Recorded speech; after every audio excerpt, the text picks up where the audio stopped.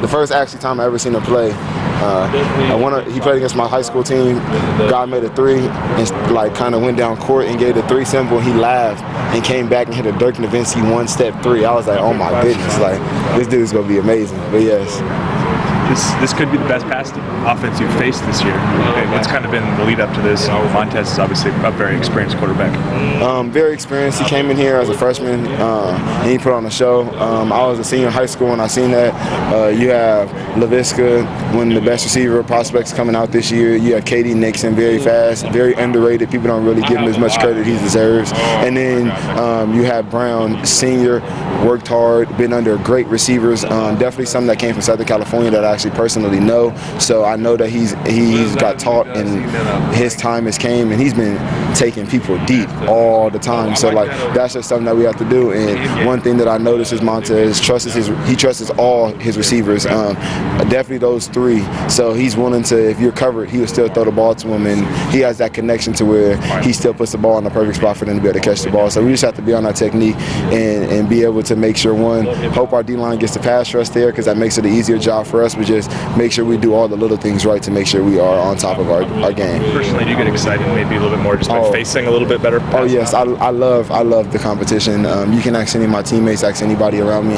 The one thing that sparks Thomas is competition. So anything when it comes to being a big time receiver, or even if somebody that's not a big time receiver, I'm just ready to play anybody, anywhere, anytime. My mom can line up, my granny can line up. Shoot, I'm gonna lock them up too. Me and my sister, she was talking mess my freshman year of high school, and I went out in the middle of the street, and you can ask her, and I strapped her up in the parking lot telling her, you're not gonna get open on me, I don't care what you say. So it was just stuff like that. I'm very competitive no matter who it is. Of all the defensive coordinators you've played for, what makes Andy different? He's very understanding, and he came into the perfect team for his scheme. Like everybody benefits from this. The corners aren't just man corners, we can play zone, and he's added that into us. Our defensive line are athletic enough to be able to move and shift the way we have been able to do. Our linebackers can go downhill at all times, and in the depth. We were able to have the one thing that I feel he has this year and that we have as a defense this year is we have depth and no drop off. We have players coming in and not dropping off. We have from the outside linebacker position to the D line to the secondary. It's just no matter what position you go to, there's a two deep, and that's what makes our defense so good this year, I feel. Troy called him really relatable, and he also said that he's young, so that helps him become so relatable. Is there a specific story you can think of between you and Avalos? Well, Avalos, the first story that always pops up between me and Avalos is my sophomore year.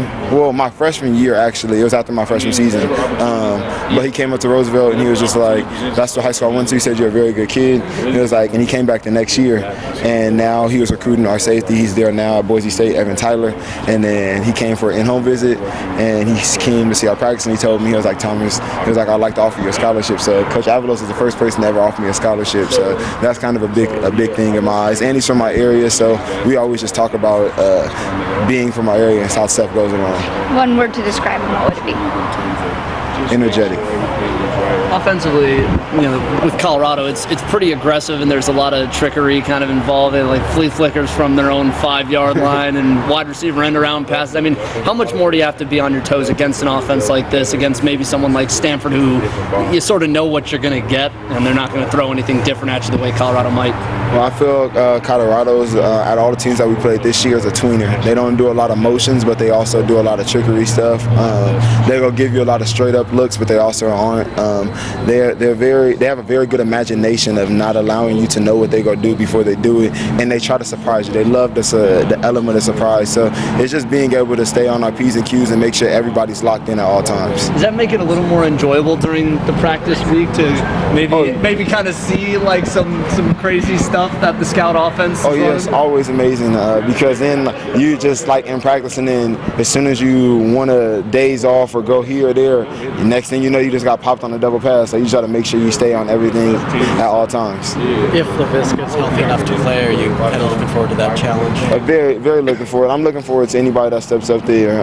Laviska, but they also have two great receivers in Brown and Nixon that I already said. So those two are a handful. They're still just adding Laviska to it. It's crazy. I've said this last year about N'Keal Harry, but with him and the ball in his hands is amazing.